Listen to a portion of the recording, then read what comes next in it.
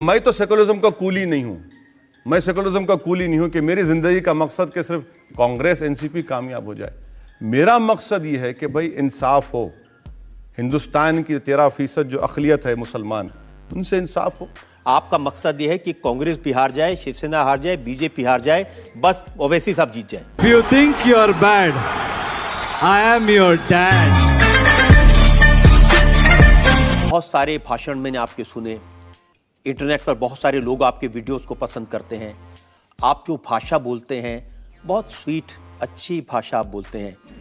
जैसे 31 मई 2014 को एक बड़े आदमी के बारे में आपने कहा वो कुत्ता है, उसकी नस्ल कुत्ती, सब कुत्ते। वो जो पब्लिक मीटिंग थी हमारी, उसमें उसके उसी दिन बेंगलुरु में 6 लोगों को पकड़ा गया था, जिसमें से 2 पर गोली मारी गई थी, जो हैदराबाद को आ रहे थे।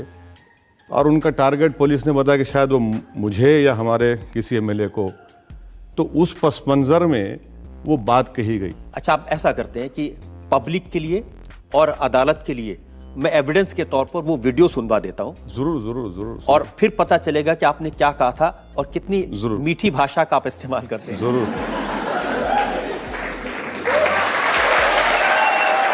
याद रखो नौजवानों, ये कुत्ते हैं, ये कुत्ते हैं, ये कुत्ते के बच्चे हैं। तुम अल्लाह की तरफ पलटो, ये खत्म होंगे इंशाअल्लाह ताला। जो हमको कुत्ते का बच्चा बोल रहा था, वो कुत्ता, उसकी नस्ल कुत्ते, सब कुत्ते।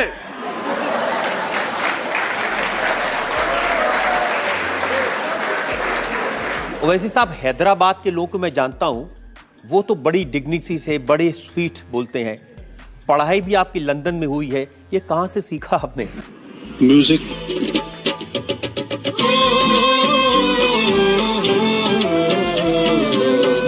सिर्फ नरेंद्र मोदी नहीं, उनसे आपकी शिकायतें हो सकती है। कोई उनसे मिलने जाए तो आप उसे हरामी कहते हैं। अच्छा, मैं आपको वो भी सुनवा देता हूं, आपको भी याद आ जाएगा किसको आपने मैं कहा जानता हूं। और फिल्म स्टार के बारे में बात कर रहे हैं, वो मशहूर फिल्म स्टार। मशहूर फिल्म स्टार हैं। और आपने कहा था इनको कौन पसंद आता है? वो हरामी नाचने गाने वाला एक्टर, वो पतंग फहरा रहा है। याद रख, तेरी जिंदगी की डोर अल्लाह काटेगा, तू जाएगा कब्रिस्तान। वो हरामी जो नाचने गाने वाला एक्टर, जो पतंग पिला रहा है, याद रख, तेरी जिंदगी की डोर अल्लाह काटेगा, तू जाएगा कब्रिस्तान में। तो तुझे मालूम होगा कि कौन हीरो था, कौन हीरो नहीं है। नाम सलमान रखने से कोई सलमान नहीं हो जाता, सलमान रखती भी है। अब बताइए, जो एक्टर जिसको पूरे हिंदुस्तान की जनता मोहब्बत करती है, वो सिर्फ नरेंद्र मोदी से मिलने चले गए तो आपने इतने सारे प्यारे प्यारे जुमले उनके लिए गए। ये लोग जाकर क्या कहा मौसूफ ने कहा कि मेरी बहन अपने आप को सेफ महसूस करती है।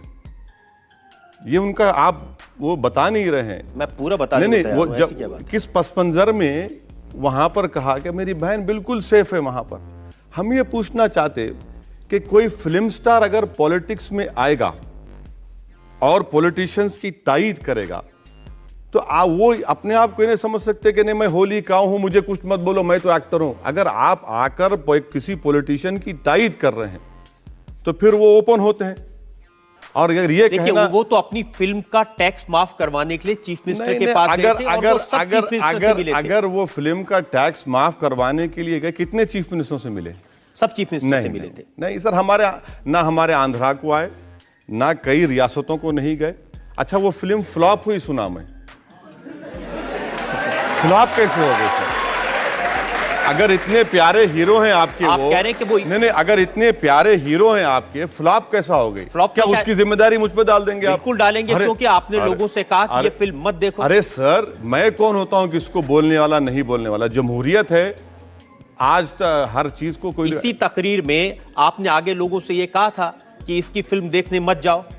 सर देखिए, लोग देखें नहीं देखें वो तो आवाम की मर्जी पर मुनसब है। लेकिन उसके बावजूद उस फिल्म ने 100 करोड़ का बिजनेस किया था। गजब बेइज्जती। एक और एक्टर की बात बताता हूं, ये तो आपके हैदराबाद के हैं, चिरंजीवी। उनके बारे में आपने कहा कि अगर हैदराबाद को यूटी बनाया तो तुम्हारी टूटी तोड़ देंगे। वो भी दिखा दीजिए। ये भी सुन लीजिए। हैदराबाद हमारा है, हैदराबाद सबका है, मगर ये यूटी की बात मत करो। तुम यूटी की बात करेंगे तुम्हारी टूटी ढीली कर देंगे हम।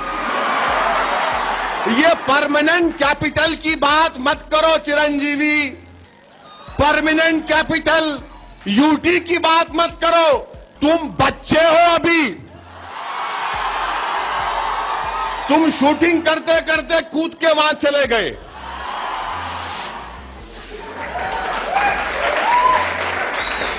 इतने बड़े फिल्म स्टार हैं वो, इतनी फॉलोइंग है उनकी, सेंट्रल गवर्नमेंट में मिनिस्टर थे जिस वक्त आपने ये कहा, अच्छी बात है।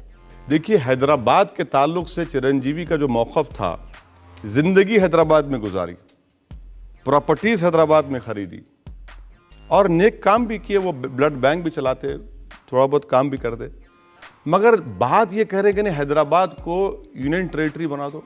मैं उनसे पार्लियामेंट में एक नहीं 4 मरतबा मिलकर बोला कि देखिए, हैदराबाद का तेलंगाना से जोग्राफिकल कंटिग्यूटी है, आंध्रा से नहीं है, ये मत करिए।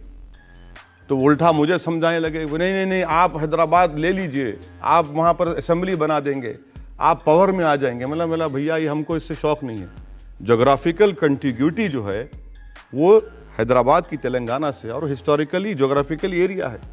तो ये बड़ी कोशिश कर रहे थे कि रूलिंग पार्टी में थे कांग्रेस में कि नहीं तेलंगाना दे दीजिए और हैदराबाद को यूटी बना दीजिए। ये हमने कहा कैसे होगा, ये कई मरतबा जाकर उनको समझाए। तो आप टूटी तोड़ देंगे? टूटी तोड़े नहीं ना सर, टूटी नहीं तोड़े सर, कहाँ तोड़ेंगे, हम तोड़ने वाले नहीं है सर, हम तो मजलूम लोग हैं।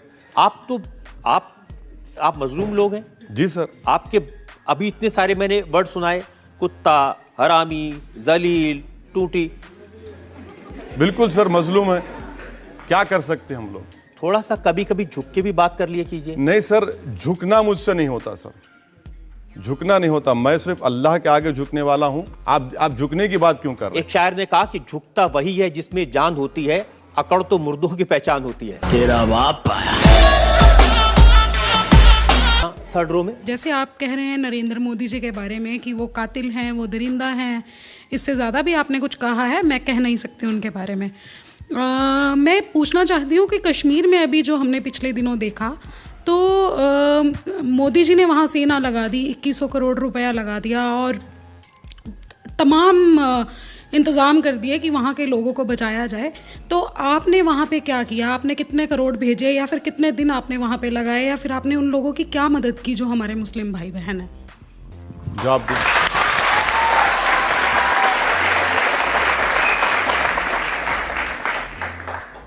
रजत शर्मा साहब वो वीडियो नहीं दिखा रहे जहाँ पर उत्तराखंड में मैंने 1.5 करोड़ की इमदाद की।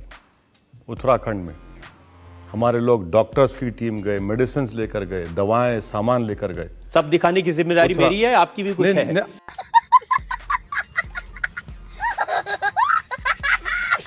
आपने बोला कि मुल्क आपके लिए सबसे ऊपर है।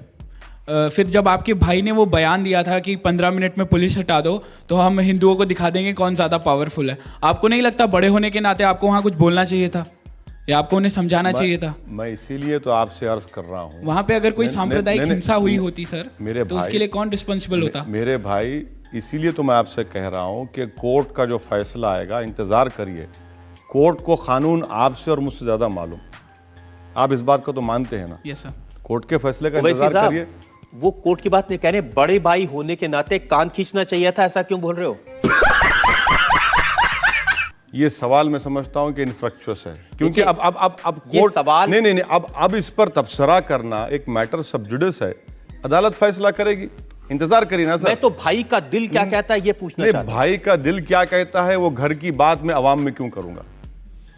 आपके घर में भी आपके भाई हैं, क्या आप बताते लोगों को? मैं बताता, अगर मेरा भाई ऐसा करता कान खींचता। नहीं, आप खींचते होंगे, लगता होगा, मगर आपके भाई नहीं है ना पॉलिटिक्स में, आपके भाई तो नहीं है पॉलिटिक्स में। नहीं, वो चाहे पॉलिटिक्स में होते चाहे किसी भी प्रोफेशन में होते। मगर जो भी कोर्ट का फैसला होगा वो कोर्ट तय करेगी इंशाल्लाह। और मेरा छोटा भाई क्या बड़ा भाई भी ऐसे कहता तो भी कान खींचता। जो इसमें आया मजा आया।